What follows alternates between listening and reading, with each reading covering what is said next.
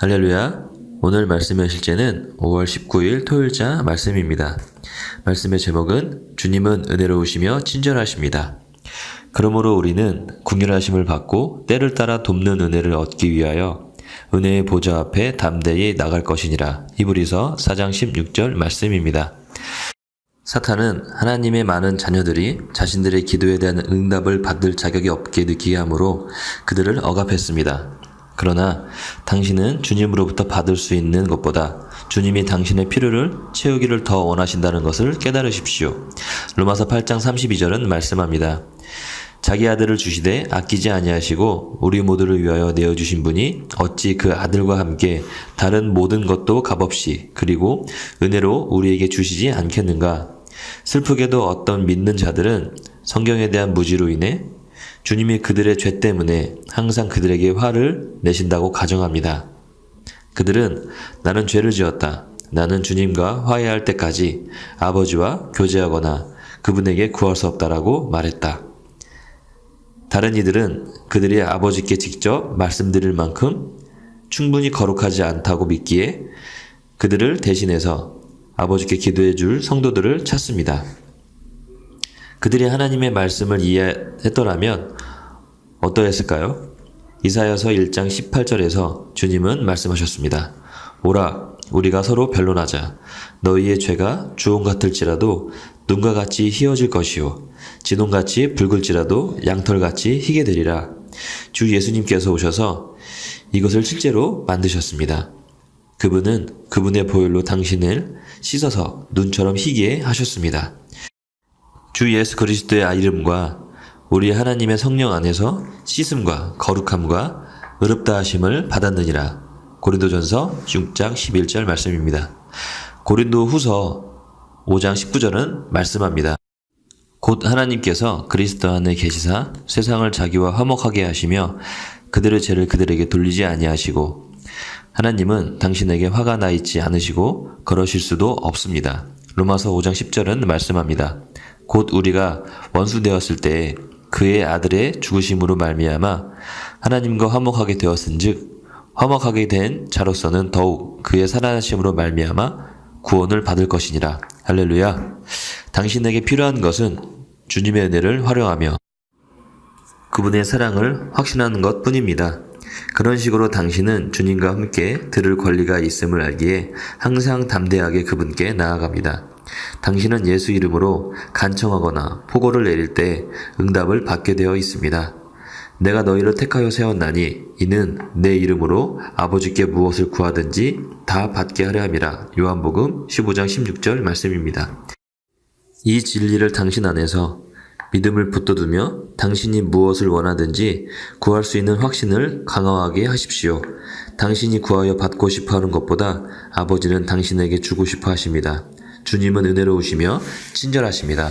아멘.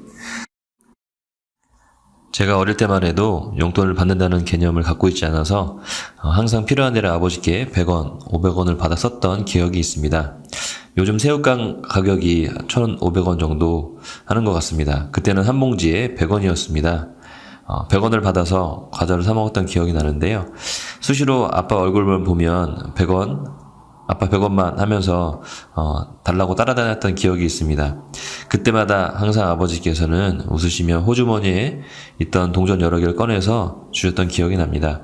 30년 전 추억이지만 아버지가 주셨던 몇백 원을 제 손에 쥐어주실 때 아버지 얼굴에 자식을 사랑하는 그 미소와 그 마음이 동전과 함께 제 손에 전해졌던 기억이 납니다.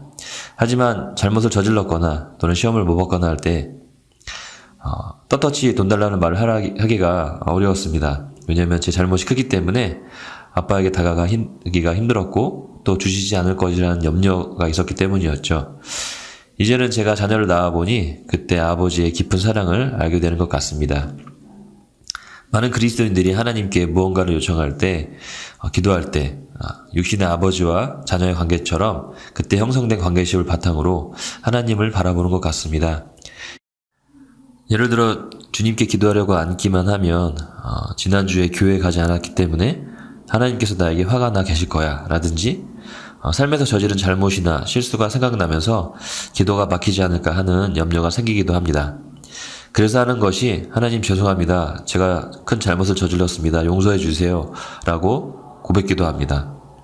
잘못한 것이 있다면 주님께 회개하고 행동을 돌이켜 다시는 하지 않으면 됩니다. 그러나 많은 그리스도인들이 그 죄 혹은 실수로 인해 하나님과의 교제가 막혔다고 생각합니다.